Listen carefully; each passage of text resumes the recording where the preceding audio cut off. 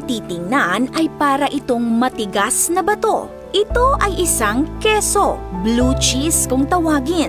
At ang nakikita ninyong maitim ay mold o amag. Pero safe naman pong kainin ang klase ng amag na ito. It's moldy, but it's safe to eat. But I eat ass, so... Ito naman ang itinuturing na hari ng mga keso, ang Parmigiano Reggiano. Galing ito sa Italy at merong flavor na salty, nutty, minsan fruity o grassy at manamis-namis. Kaya marami ang direkta nang nilalagay ang pasta sa ibabaw nito para makuha ang napaka-unique nitong flavor. At para malaman kung ready nang kainin ang keso ay pinupukpok nila ito. Ito naman ang pinakamatigas na keso sa mundo, ang Chirpy. Parang bato sa tigas. So hard it is, you cannot break with the hand. I'm not kidding, literally. Hindi ito basta-bastang nakakagat ng ngipin. Kailangan pang gamitan ng matulis na kutsilyo para mahiwa. Imagine, ang isang maliit na pirasong ito ay maaaring umabot ng halos 3 hours bago matunaw sa bibig. Pero pagdating sa amoy, ang itinuturing na pinakamabahong keso sa United Kingdom ay ang Stinking Bishop.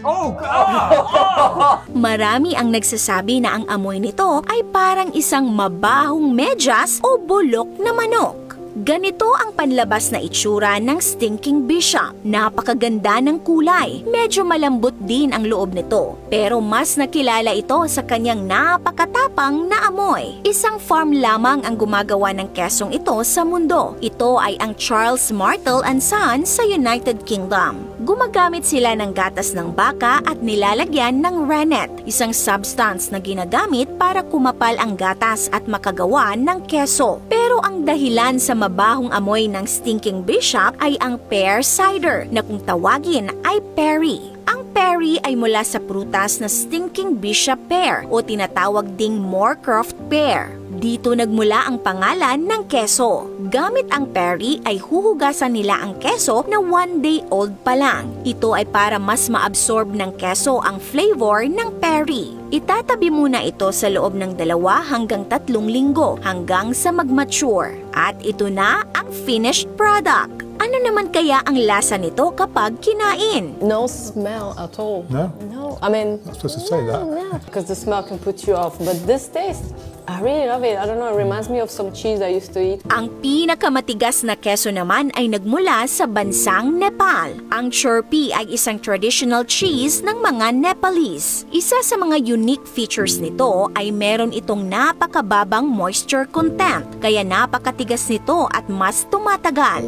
Gawa ito sa gatas ng Chowri, isang breed na kombinasyon ng lalaking yak at babaeng baka. Niluluto muna ang gatas, hinihiwalay ang gatas at inaalis ang taba. Pagkatapos ay nilalagyan ng sour yogurt ang gatas. Tinatabi ito sa loob ng 24 hours, kinakat at pinapatuyo sa apoy. Kapag napatuyo at nailagay ito ng maayos sa loob ng balat ng hayop, ang Chirpy ay tumatagal ng 20 years nang hindi inaamag. Habang tumatagal ay lalo itong tumitigas. Meron daw itong smoky na amoy at manamis-namis na lasa. Healthy at nutritious daw ng Chirpy dahil sagana ito sa protein at mababa sa fat. Isa rin daw sa nagpadagdag sa nutritional value at unique na lasa ng Chirpy ay ang mga espesyal na damo at halamang gamot na kinakain ng mga Chowri.